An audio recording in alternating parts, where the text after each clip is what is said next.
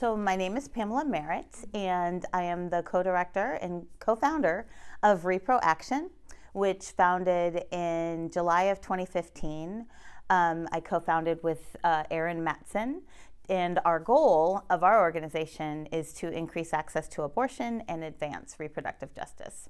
So we are on the ground in Missouri, in Arkansas, in Wisconsin, in Northern Virginia, and in New York and DC.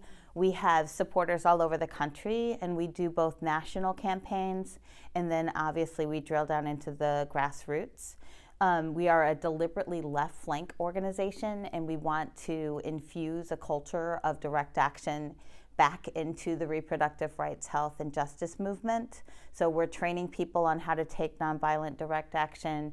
We're also training people how to have a language that is unapologetic about reproductive rights and abortion, and then also how you can build programs that center people most impacted by reproductive oppression, and then empower them to take direct action in a way that is safe and also impactful for them.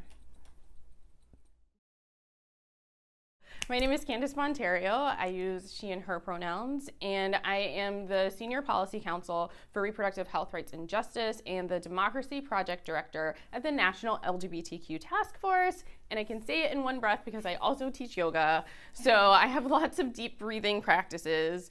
And the work that I do is both vast and deep and linear and completely all over the place. So my biggest role is to queer the reproductive health, rights, and justice movement and to repro the LGBTQ movement. So I really play that intersectional bridge role between both of the movements.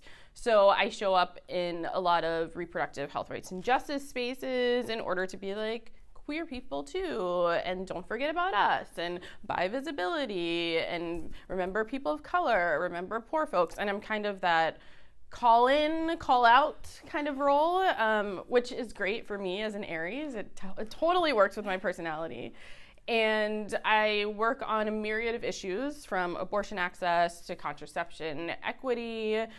We do a lot of religious exemption and religious refusal work at the task force, recognizing that we have the same opposition, both the LGBTQ movement and the repro movement. And we would like to really emphasize that we're really just one large movement. We're not siloed movements.